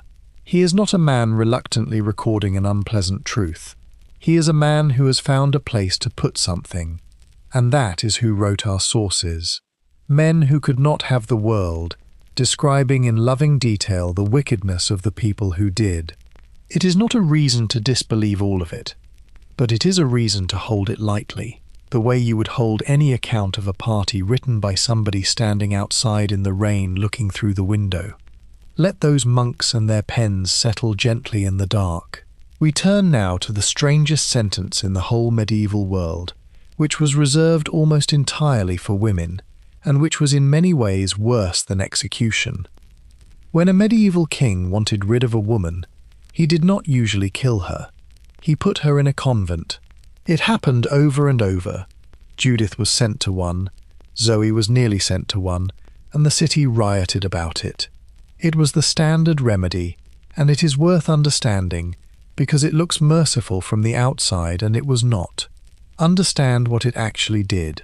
A woman placed in a convent was legally and socially finished. She could not remarry, so she could not produce a rival heir, and she could not carry her lands to another man. She could not act politically, because she was enclosed. She could not gather a faction, because nobody could reach her. She was removed from the board entirely, permanently, without anybody having to do anything as vulgar as killing a queen, and everyone could congratulate themselves on their restraint. And it was reversible, which is the cleverest part and the cruelest. If she was needed later, she could be brought out. A woman in a convent was not destroyed, she was stored. For some women, and I want to be fair, this was genuinely a good outcome, and some went willingly. Bertrada chose it at the end of her life, after Philip died, and appears to have been perfectly content. A convent could be a place of real learning, real authority, and real peace. And an abbess could be a genuinely powerful woman running a large institution with her own lands and her own income. Some of the most educated women of the Middle Ages were nuns, and some of them were there by choice and glad of it. But that is not what it was for, when a king used it. When it was done to a woman, it was a burial. It was a way of making somebody stop existing without incurring the cost of a murder, and the medieval world used it constantly, on inconvenient wives, on rival claimants, on daughters who would not marry the right man, on any woman whose continued presence in the world was a problem to somebody who had the power to solve it. Nobody ever put a king in a convent. There was no equivalent. A troublesome king had to be fought, or deposed, or killed, at enormous risk and cost. A troublesome queen could simply be walked into a building and left there. It is one of the plainest asymmetries in the whole medieval arrangement, and once you notice it everywhere. Let that quiet building with its closed door settle gently in the dark. We turn now to the queens who got away with it, because there were some, and they are worth celebrating before we sleep. I do not want to leave you with a parade of ruined women, because that is not actually the whole picture, and it would be a poor way to send you off to sleep. So let us count the victories, because there were more than you would think, Theodora died an empress, in the palace, adored by her husband, who was so undone by her death that the court noticed he was never the same again. Whatever Procopius scratched into his secret book, she won every fight she was ever in, and the man who hated her had to bow to her every day of her life, and could only take his revenge on paper, in the dark, after she was safely dead. Fredegund died in her bed, old, undefeated, with her son on the throne. Whatever else you think of her, the servant girl beat the entire Frankish aristocracy, and they never laid a hand on her. Judith fought a slander campaign twice, publicly, and beat it both times, and her son got his kingdom, and that kingdom became France. Zoe spent 50 years locked in the women's quarters, and then 20 years doing exactly as she liked, and a whole city rose in rebellion to keep her on the throne. Eleanor came out of 16 years in a tower at 66, and ran an empire for another 15 years, and crossed the Pyrenees in winter in her late 70s, and died at about 80, having outlived nearly every man who ever tried to control her, including 2 kings. Jeanne of Burgundy, accused in the Tour de Nesle affair, had a husband who fought for her instead of abandoning her, and was cleared, and became Queen of France. Isabella invaded England with 1,500 men, deposed the king, ruled the country, and then lived nearly 30 more years in wealth and comfort with her son's protection, and was buried in her wedding cloak, which is either the most romantic or the most chilling detail in this entire episode, and I have never been able to decide which. Joanna of Naples stood up in front of the Pope, defended herself against a charge of murdering her husband, was acquitted, got her kingdom back, and ruled it for 30 years. And Isabeau, 600 years after her death, is being quietly rehabilitated by historians who went back to the documents and found that the worst of it had been invented long after she was gone. She is winning, slowly, in the 21st century, which is a strange sort of victory, but it counts. That is not a bad record, all told. The machine was real, and it was cruel, and it worked far too often. But it did not always work, and a surprising number of these women looked at the whole apparatus of the medieval world, the chroniclers and the councils and the convents and the law, and simply went straight through it. Let those victories settle gently in the dark. We turn now to the question of what any of it was really like, which is the one thing all our chroniclers cannot tell us.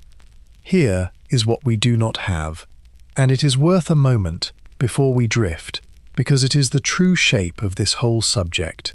We do not have a single word from any of them, not one. Theodora left nothing. Fredegund left nothing. Brunhilde ruled for 40 years and corresponded with popes, and we have some of her letters, which makes her one of the luckiest. And even then what survives is official, formal, the queen speaking as the state. Eleanor of Aquitaine, the most famous woman of the Middle Ages, left us essentially nothing personal. Isabella wrote letters, and they survive in the archives, and they are about business. Nobody wrote a diary. Nobody wrote a memoir. Nobody sat down and said, "This is what it was actually like to be me." And so the entire private life of every woman we have spoken about tonight comes to us through the eyes of men who mostly did not like them. We do not know what Theodora thought about the hippodrome. We do not know whether Eleanor loved Henry or hated him, or both, or neither. We do not know what Isabella felt riding through England at the head of an army toward her husband. We do not know whether Isabeau lay awake in the dark next to a man who did not know who she was and what she thought about while she was doing it. All of that is simply gone. It went with them. And what we have instead is the noise, the rumour, the accusation, the chronicle, the smear, the loudest voices in the room, which were always the voices of the people who wanted something. And so when someone tells you what a medieval queen was like, what they are really telling you is what her enemies said. And that is not nothing. It is real historical evidence. It tells you a great deal, though mostly it tells you about the accusers. But it is not her. She is not in there. She is the one part of the story that never got written down, and she is the only part that was ever actually true. Let that great silence settle gently in the dark. We turn now, softly, toward sleep, and toward the women themselves, one last time. Here is a practical thought that I find quietly devastating to the entire genre, and I offer it gently, because it is late, and I am not trying to spoil anybody's fun. A medieval queen was essentially never by herself. We think of privacy as ordinary. You shut a door and you are alone. That did not exist for these women in any form we would recognize. A queen lived at the center of a household that was designed, quite deliberately, to surround her at all times. She had ladies in waiting, and the ladies had servants, and there were chamberlains and clerks and confessors and messengers, and they were always there. She dressed with help, she ate with company, she travelled with a retinue of dozens, she prayed with her household around her, and she slept with people in the room. This is the part that modern readers stumble over. A great lady's bedchamber was not a private space. Ladies slept in the chamber with her, on pallets, or in the antechamber, directly outside, within earshot, all night, every night. That was not an intrusion. That was the arrangement. It was a mark of status, and it was security, and it was simply how it was done. So consider the logistics of the affairs we have been discussing all night. Consider what a queen would actually have to do. She would have to get out of a bed with women sleeping around it, cross a chamber, get past whoever was sleeping in the doorway, pass through a household of dozens of people whose entire job was to know where she was, all of it in a building lit by candles and full of servants who slept lightly and gossiped professionally, and get to a tower and get back before dawn without one single person noticing or mentioning it ever, and then do it repeatedly and have absolutely no one talk. I am not saying it was impossible. People are ingenious, and the Tour de Nesle affair seems genuinely to have happened, and the fact that it was uncovered at all rather proves the point about how hard it was to hide. But the sheer casual frequency of the accusations, the way chroniclers describe queens conducting long careers of secret liaison, sits very badly against the physical reality of how these women actually lived, which is that they were watched constantly by a large staff from waking to sleeping for their entire lives. The medieval queen had less privacy than almost any person alive today. She was the most surveilled human being in her kingdom, and the chroniclers, who knew this perfectly well, because many of them had lived at court and seen it, wrote as though she could slip out whenever she pleased, which tells you, I think, that they were not really thinking about it very hard. They were not constructing a plausible account. They were reaching for the accusation because it was the accusation that was available, and the practicalities never crossed their minds, because the practicalities were never the point. Let that crowded chamber settle gently in the dark. We turn now to what a day actually looked like for one of these women, which is far quieter than anything we have discussed so far.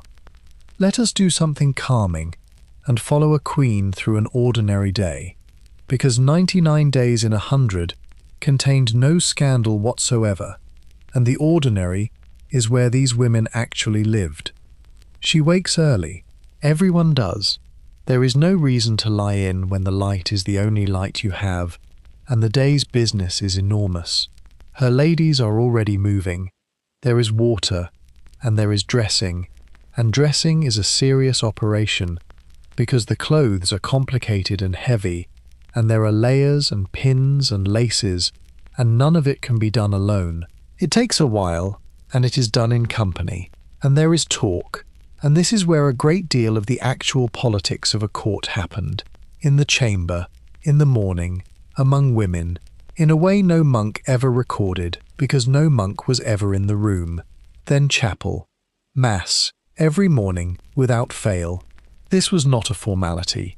These were people who believed, and the day began with God, and the queen's piety was watched and reported and mattered enormously to her reputation.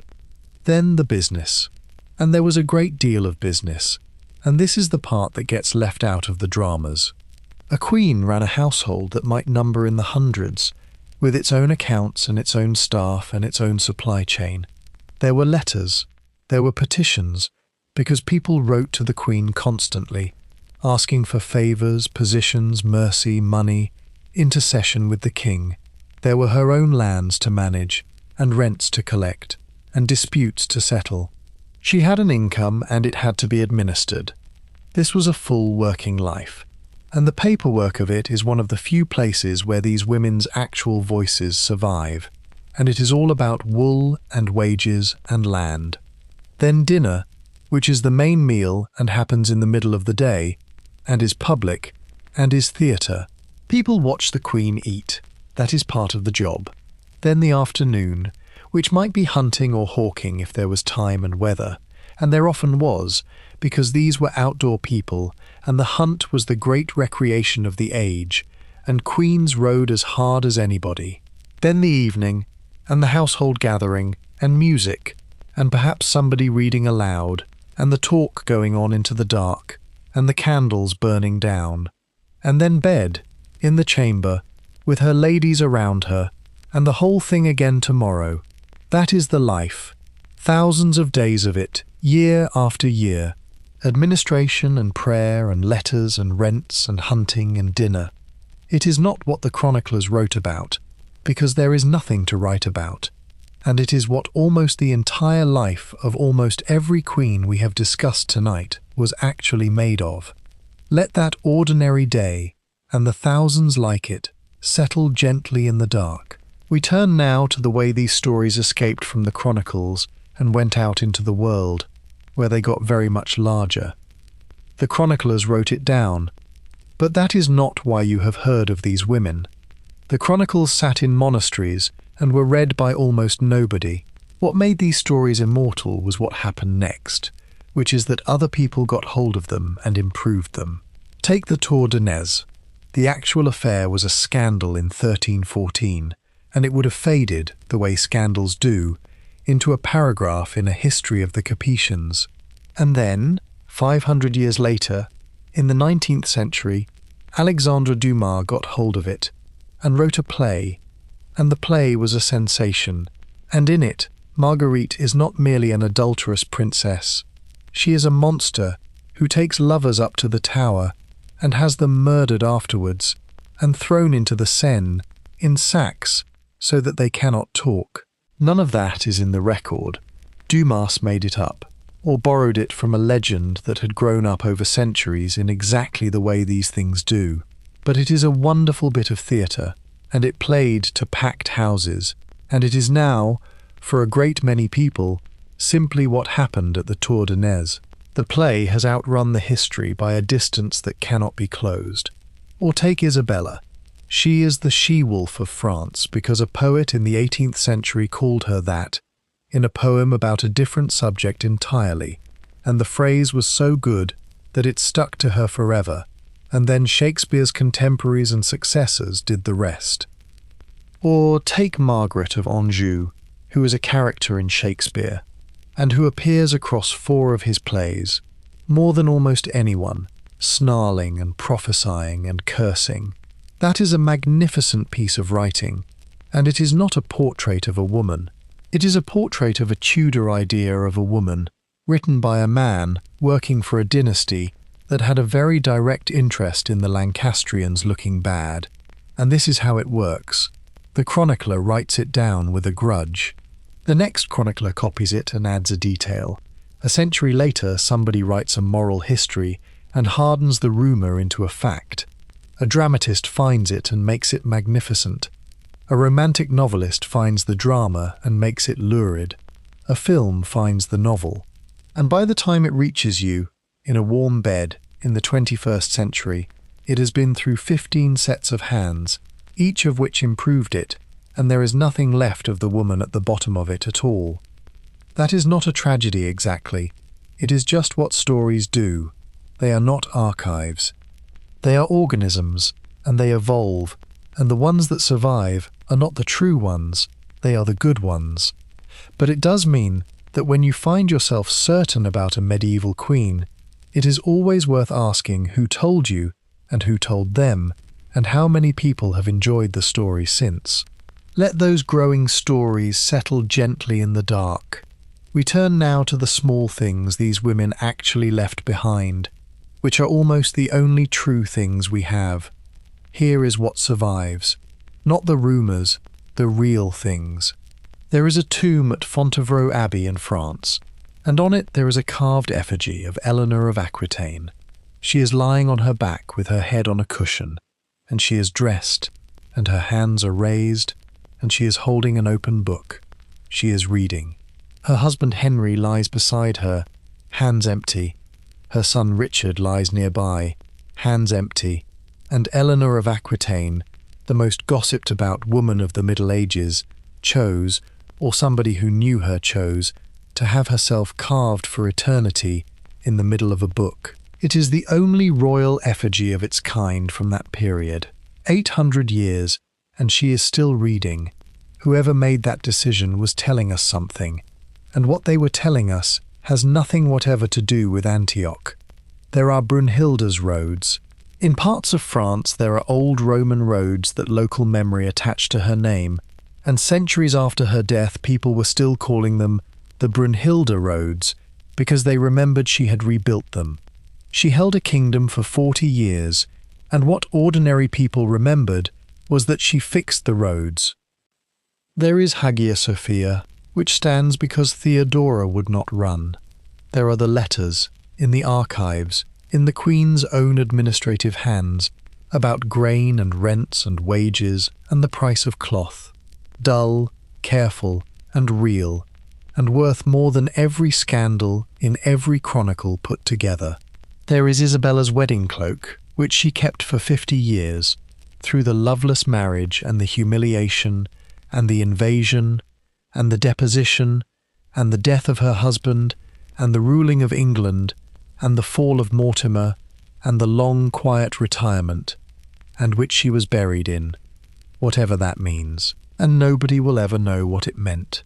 But she kept it, all that time, and she took it with her, and that is a fact, and it is hers, and no chronicler put it there.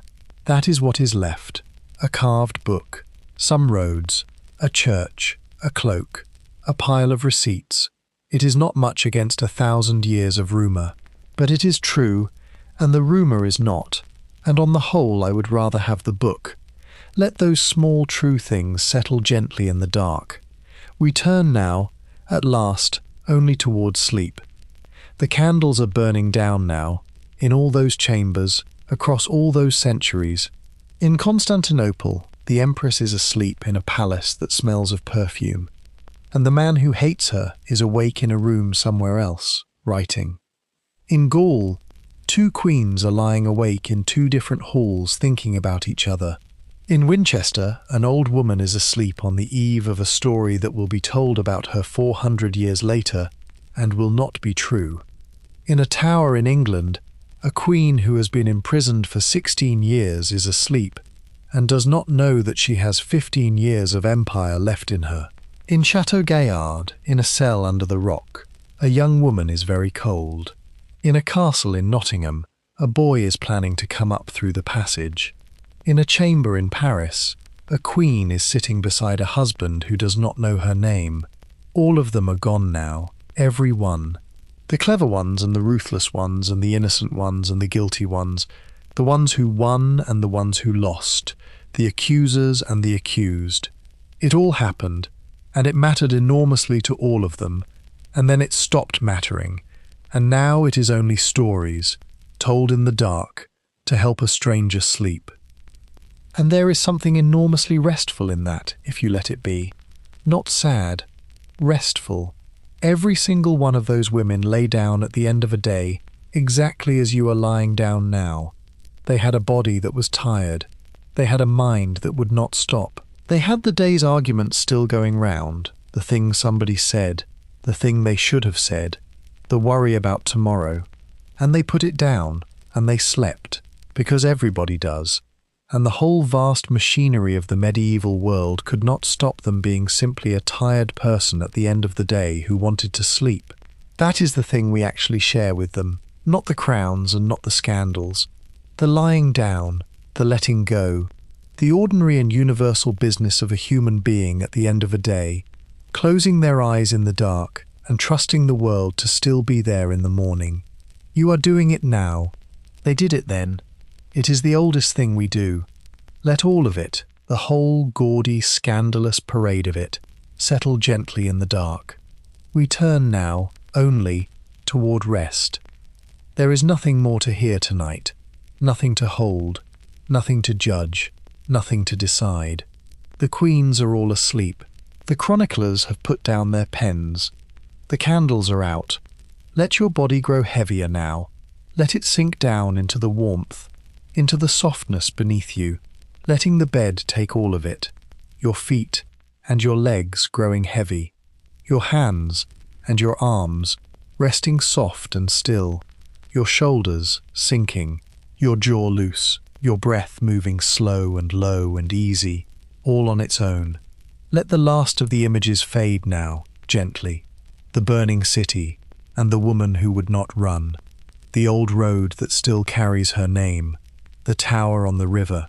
The queen riding through a country that will not fight for her husband. The carved book in the hands of a woman who has been reading it for 800 years. Let them all go soft and dim and drift away. The way the day is drifting away. The way everything drifts away in the end. Quietly and without complaint. There is nothing to guard tonight. There is nothing to carry. There is nowhere to be and nothing to do, and nobody who needs anything from you until morning. You are safe. You are warm. You are held. Good night, traveller. Rest easy. Sleep deep. I'll be here, somewhere in the quiet, when you wake.